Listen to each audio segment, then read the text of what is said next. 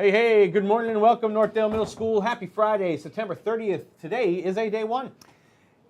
This is Mr. Schreiner. Hi, I'm Mr. Schreiner. All that banging around was our news crew coming in tardy. I'm Mr. Felge, reminding you that you are watching the #1 rated morning news program in all of Northdale Middle School. Like this half of Northdale Middle School. No, all of it, the whole thing. This quadrant.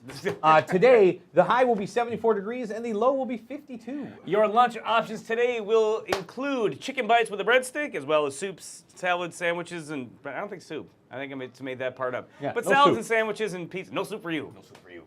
We're here to bring you the information you need each and every morning, as well as some information that you do not need. For example, it's a little known fact that there are at least 15 types of French fries. French fries are proof that there is beauty in all shapes and sizes. These are the at least 15 different fry styles in existence. Standard, waffle, thick cut, Belgian, curly, steak, shoestring, crinkle cut, sweet potato, cottage, sidewinding, tornado, wedge, and smiley face. In addition to tots, if you count those as fries, which I do, and of course, they're all fantastic except steak fries. Those could be the worst thing that have ever happened to potatoes. Interesting. Students, September 30th is National Chewing Gum Day. Chewing gum exercises our jaws. Interesting. I gave that excuse many times as a student in middle school, and it never flew. No. Northdale students, GSA will begin on Wednesday, October 5th. Wouldn't that be Monday, October 5th? Nope. Monday's October 1st. I got a sideways. Wednesday, October 5th is correct. Oh, well, look at that. I guess I don't know how to read a calendar. GSA will meet on the first Wednesday of the month. Sixth graders, you will need a permission slip for GSA, and you can get that permission slip from your sixth grade counselors. Students, just a reminder, there are no snacks provided for after-school activities this year. So if you want a snack after school, bring your own. Ladies and gentlemen, today is the unveiling of Generational Jeopardy, featuring the very smug Mr. Kyle Ohms facing off against two competitors, Zach and Peyton. Who will prevail? Let's find out together on this episode of Generational Jeopardy. Have a fun, safe weekend, everyone.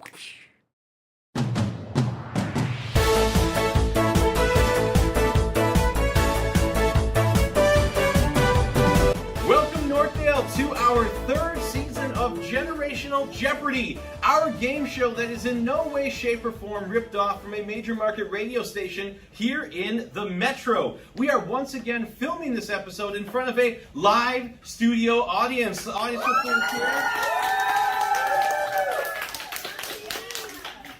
Very good. Our contestants this week are Mr. Ohms. And of course, our student competitors, Zach and Peyton.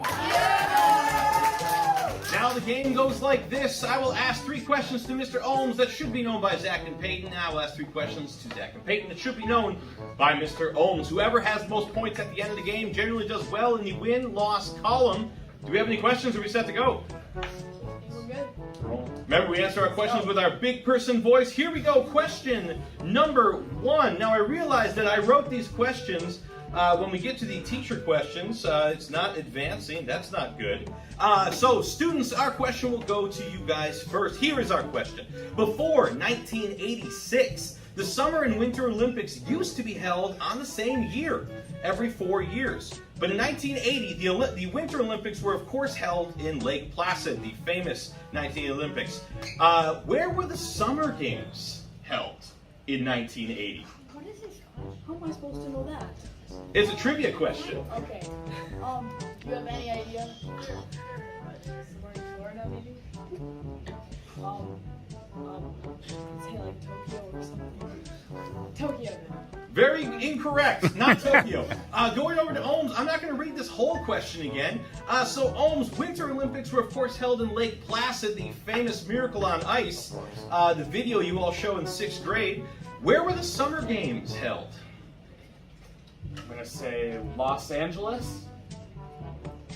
Both of you were incorrect. The correct answer was Moscow. Let's give a general boo for everyone here. Thank you very much.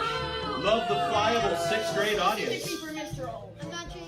Moving on to the question for Mr. Ohms. Mr. Ohms, name this person. I have no idea. Any guesses? Is that Mr. Felge? That is not Mr. Felge, much more handsome than Mr. Felge. Going over to our student competitors, name this person.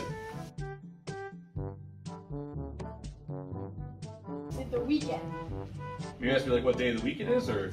No. I mean, I think it's Friday. The artist. Oh, the artist known as the Weekend. Also, the artist that hates spell check. That is a point for our students. Thank you very much. Students lead 1-0. Students with a chance to jump up 2-0. This is commonly referred to as a VHS tape, as we all know. What does VHS stand for? Do you have any idea? No. Hey, you might know, but I don't. Any thoughts? Any guesses? Should I just say something? I would. Viking Huddle School. Viking Huddle School, shockingly incorrect. Going over to Mr. Ohms, this is commonly referred to as a VHS tape. What does VHS stand for? Very hard to rewind tape. Very hard to rewind tape. Incorrect. It is video home system. Students stay up 1-0. See, I wrote these questions for a, how do we want to put this, much more seasoned Mrs. Dahl. Here we go. So, going over to Mr. Ohms. Zayn, I believe it's Zayn, I don't know, Malik, was originally part of what boy band? Originally part of what boy band? One Direction. Very good, very good. One Direction. Ties up the score 1-1 as we head into our final 2 questions. Students, which photographic device, that just means camera, a staple for any road trip in the 1990s, was first introduced to the world in 1986?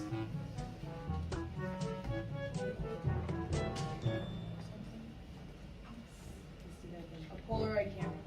Incorrect. Mr. Ohms, which photographic device, a staple for any family road trip in the 90s, was first introduced to the world in 1986? I say a camcorder. And you're incorrect. It's the disposable camera. Kids, we used to do this thing where we would take pictures and we throw the camera away. I don't know why. Moving on to our final question. To Mr. Ohms with a chance to win. Tied 1-1. Name this popular Pokemon character. Charizard.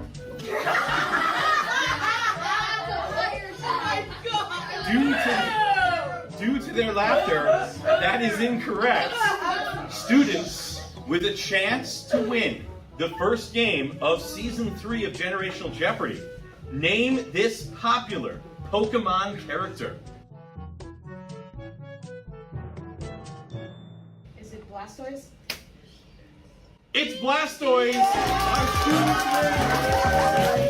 Very good, very good. Now, we are introducing a new feature to Generational Jeopardy. Rather than telling the next teacher who they're going to be on the news live, we are just going to show up in your Viking huddle. So, here's the mystery, everyone. We'll see you next week. Give me a V. Value yourself and others. A. Accepting change. L. Learning and growing. O. Owning our own actions. And R stands for refuse to give up.